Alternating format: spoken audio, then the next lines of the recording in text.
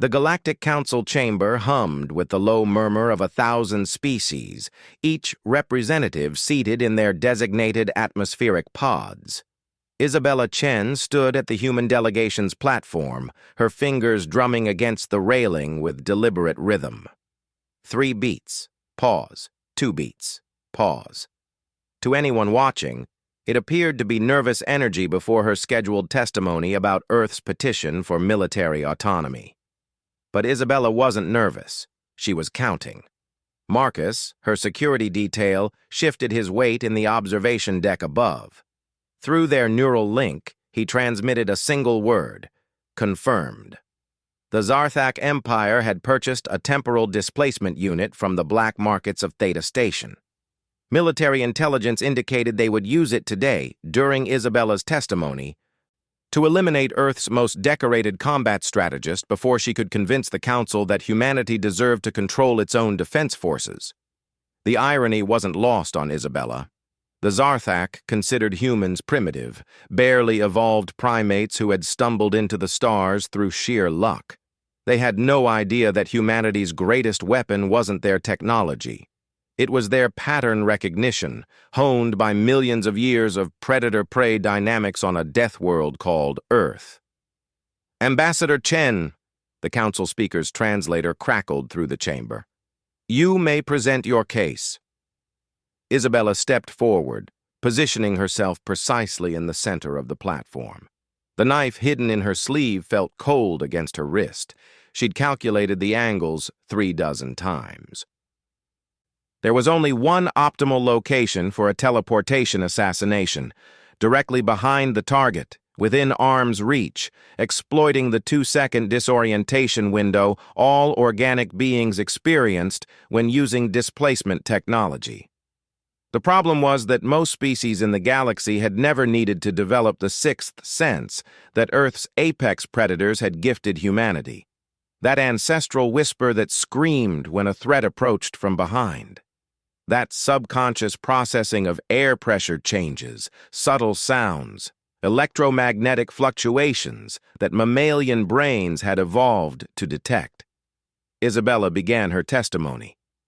"Honored council members, humanity has served as auxiliary forces under galactic command for 3 generations. In that time, we have lost 2 million soldiers fighting wars that were not our own." She felt it. A microscopic change in air pressure, the faint ozone smell of displaced particles, the electromagnetic static that made the hair on her neck stand up. Now. Isabella's body moved before conscious thought completed the command. Her hand released the knife from her sleeve as she pivoted, her other arm already reaching behind her. The blade sang through the air in a perfect arc, guided by instincts older than civilization. The Zarthak assassin materialized exactly where she'd predicted, directly behind where her back had been 1 second ago. His 3-fingered hand was already extending toward her with a neural disruptor, his compound eyes still clouded from teleportation sickness. But instead of finding his target's unprotected spine, he found himself facing Isabella's calm brown eyes, her knife pressed against the soft flesh of his throat, right where his primary blood vessel pulsed. Her other hand had already stripped the neural disruptor from his grip. The chamber erupted in chaos. Security drones descended, their warning klaxons splitting the air. Representatives from 100 worlds gasped in their various atmospheric mixtures. But Isabella didn't move. She maintained perfect pressure on the blade, enough to communicate deadly intent, not enough to actually harm. "Stand down," she commanded in flawless Zarthak, her voice amplified through the chamber's systems. "I am invoking diplomatic law. This individual attempted assassination during testimony. He is now my prisoner." The assassin's mandibles clicked in something between rage and disbelief. "Impossible," he hissed. "Humans don't have precognitive abilities." "You couldn't have known." "I didn't know," Isabella interrupted, her blade never wavering. "I predicted." "There's a difference." Marcus descended from the observation deck, his plasma rifle trained on the Zarthak. Other human security personnel materialized from their positions, forming a protective perimeter. The entire operation was executed with the fluid precision that had made humanity's military forces legendary throughout the galactic rim. The council speaker finally found his voice. "Ambassador Chen, explain yourself."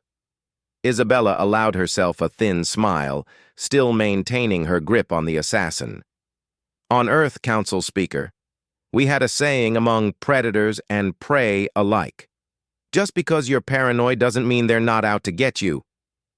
Humanity evolved on a world where everything wanted to kill us. We learned to read threats, to predict attack patterns, to trust our instincts when our conscious minds saw nothing wrong." She released the assassin to Marcus's custody, reclaiming her knife with a practiced motion. "The Zarthak purchased a temporal displacement unit 6 cycles ago. They've been conducting training exercises with it for the past 3 weeks. Our intelligence division picked up the chronoton signatures. When I mapped every assassination attempt against human diplomats in the past decade, 73% occurred during major testimonies, within a 5-minute window of opening statements." Isabella turned to face the council directly, her voice carrying the weight of absolute conviction. "You asked why humanity deserves military autonomy. Here's your answer. We don't just react to threats. We anticipate them. We've turned paranoia into an art form, caution into a survival strategy, and threat assessment into instinct. We are the species that survived the death world. We are the ones who turned being prey into a superpower." She gestured to the subdued assassin. "This individual teleported directly behind my back because his tactical algorithms said it was the optimal attack vector. He was correct. But he made one fatal assumption, that I would react like every other species in this council. He forgot that humans evolved expecting the tiger to leap from the shadows." The chamber was silent. Then, slowly, the council speaker inclined his crystalline head. "A demonstration most enlightening, Ambassador Chen. I believe your petition merits reconsideration." Isabella bowed formally, her heart finally beginning to slow from combat tempo. Through her neural link, Marcus transmitted a single word: show off. She suppressed a smile. Maybe so. But sometimes humanity needed to remind the galaxy that the scariest thing in the universe wasn't the monsters in the dark. It was the survivors who learned to see them coming.